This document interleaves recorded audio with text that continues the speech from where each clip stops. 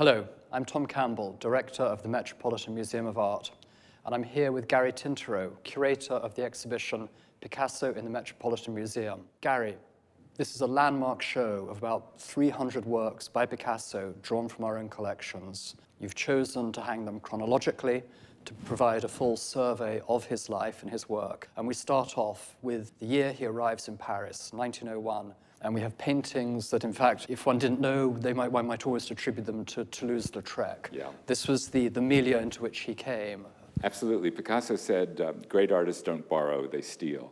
And Picasso was like a magpie, and wherever he went, he had an incredible instinct for knowing what was hot at that moment and what style in which to work. And when he arrived in Paris at the height of the Art Nouveau poster-making period with Jules Chéret and Toulouse-Lautrec, the visual landscape of Paris were all those great posters, and the nightlife of Montmartre was this compelling subject matter. And so here, the signature image of the first gallery, the harlequin. Do we see the early Picasso emerging from this cutting and pasting? Absolutely. I mean, cutting and pasting is an interesting analogy because that's just what he was doing. And what's so fascinating about this, because of our work on other exhibitions and projects, we're able to know quite precisely what Picasso saw before he made this picture. So when you look at the floral background, it might remind you of our La Berceuse by Van Gogh in the Annenberg collection hanging here at the Met. That's right, Rich. Yep. And indeed, we were able to determine that that painting was in Volar's gallery in June 1901, when Picasso had his own exhibition in Volar's gallery in June 1901. The blue and green color harmony reminds one of Gauguin's late work, his Tahitian paintings that Volar had recently exhibited in Paris, and certainly had some in his storeroom. So he knew how to make a compelling image, I mean, what we might call an iconic image because of its frontality, its placement. That's something that he learned early on and repeats constantly through his career. He's only 19 years old when he paints this, and it's such an extraordinary masterpiece. Now there's a gaiety, there's a vibrancy of coloration in the paintings in this gallery, which we see falling away as we go through into the next gallery, where the coloration becomes predominantly blue. Yeah, his mood shifts dramatically at the end of 1901. He's in Paris, and the death of his friend Carlos Casagemas by suicide begins to weigh heavily on him. He began to paint outcasts, the marginalized. He himself seemed to develop a morbid fear of blindness, which was the typical result of promiscuity in those days, syphilis. He frequented an asylum for women near Montmartre called Saint-Lazare, which was a public hospital for women with venereal disease. And there he found a number of his subjects for his Blue Period pictures. Including this blind man? Yeah. This is more sacred than profane, because as you can recognize, it's the Eucharist, bread and wine, and this poor man, but he's blind. To me, it's a fantastic painting because of its secular scene, which is a marginal man, an outcast, what we would call a homeless person today, infused with the spectral light of El Greco, giving us a timeless scene about Christian symbolism. Now, I know you've done a lot of research with infrared and X-rays. Do we know in the painting process, was this an image that Picasso arrived at early, or was this a kind of a labored image that, there was much experimentation? Yeah, dramatic discovery here was an entire painting underneath, which is a crouching nude from the Blue Period, which is visible in a famous painting by Picasso called La Vie in the Cleveland Museum of Art. And it shows a couple, sort of Adam and Eve-like, in Picasso's studio with two canvases visible, one on an easel, one leaning against the easel. The one leaning against his easel is the Crouching Nude, which is a painting that scholars have been looking for years, and now we know where it is. It's underneath this picture, precisely. And because he was so poor and canvas was a luxury, it was more convenient for him to paint over something that wasn't going to be sold anyway. Now, how long does this blue, this melancholy period last for? I would say it began in Paris at the end of 1901, and it continued straight through to his return to Paris from Barcelona in spring 1904. It was spring, it was Paris, things lightened up. He found a new subject, which was the itinerant acrobats, whom he paints in the Rose period, and which we have a very fine collection of. In changing his palette in this Rose period, is he reflecting contemporary thought about the symbolism of colors, or is it just an instinctive aesthetic decision? I think it's all those things.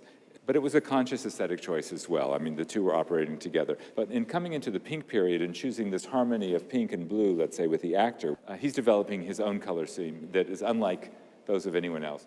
And we're getting an ever more marked distortion with the figures, a freedom to mix figures, shapes, to an emotional and evocative purpose. Yeah, I think, the key thing, if we're looking for stylistic influences, is that he leaves El Greco, although in the attenuation here, we could say there's still a hint of El Greco left in this figure, and we think of pictures by El Greco where the hands are so nervous and electric. So he has that here, but he essentially leaves El Greco behind for Ang when he goes from the blue period to the rose period.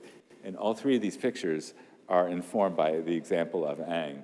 So of course, the great Oedipus and the Sphinx at the Louvre. And so that's where the final gesture that he arrives at is taken straight from that picture.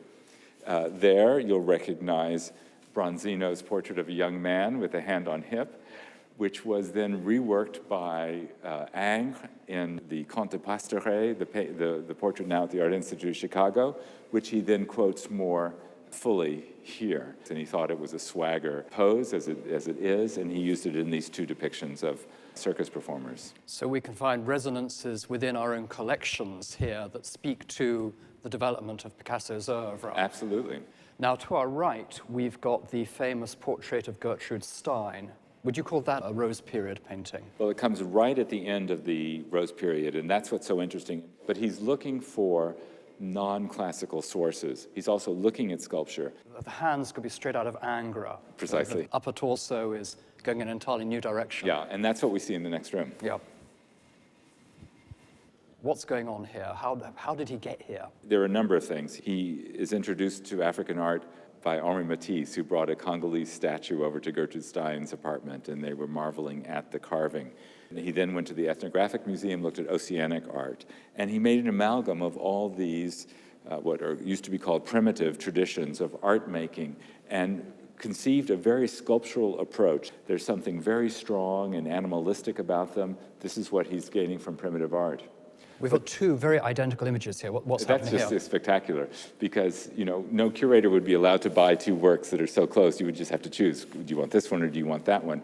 But because so many of the works were given to the museum, we have the great luxury of seeing these two works, which are probably done on the same day, if not the day after.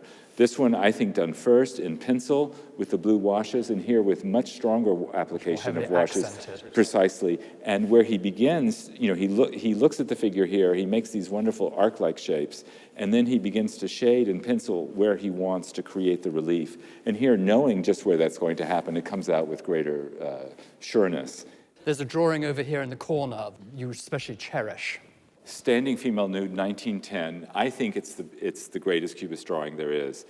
But what I love about the drawing is this marvelous scaffold that is organic and intuitive. It's not a scaffold that an architect or an engineer would make, but we can sense the human body very strongly. Everything has been broken up into these formal elements, cubes, planes, figures. It's an exaggeration and extension of all sorts of things, but predominantly it's Cézanne right now. He's looking at late paintings by Cézanne, the way the brushstrokes are applied, and the way they act like mosaics to, at a distance, assemble a picture. It also is in very good condition. Mm-hmm. How long does this go on? Picasso ends his first big flush of cubism with the close of the war, when he's invited by Jean Cocteau and Serge Diaghilev to work on the Ballet Russe. He goes to Rome, he works on a ballet, he meets a dancer, a Russian dancer named Olga Koklova, he marries, and his life changes dramatically at that point. And I would say his art does too, and that's what we can see in the next room. Changes in what respect? He becomes neoclassical again. Having been to Italy, having gone to Herculaneum and to Pompeii, seeing those great frescoes completely changes his perception. He makes marvelous heads like this that are a direct reflection of his Italian experience. But these women are all, in one way or another, his wife Olga. These two pastels both come from Schofield Thayer, who was a remarkable American collector, very important in literary history, the first to publish T.S. Eliot and Ezra Pound in America. He had a magazine called The Dial, which was tremendously influential. And he wanted to buy works of art that he could reproduce in his magazine. Now, in this gallery, we're predominantly looking at paintings and drawings, but I know in the next gallery you have many linoleum cuts. It was clearly a medium he loved working in. I mean, it's really inventive. And he invented new processes. So when you look, for example, at this suite here of transformation of the satyrs and the bulls with the starry sky, this is a reductive lino cut, which is to say he's using the same block and he continues to scoop away more precisely in order to make the different color patches. Because for work like here, the woman after Cranach, he was very unhappy with the problems of registration. And you can see even the red block for her dress doesn't line up where it should. And he found that very disturbing. And so with his printer, he developed this reductive technique, and we see an explosion in his art. And was he making linoleum cuts at the same time that he was painting oils? Or does he kind of have periods working in the different medium?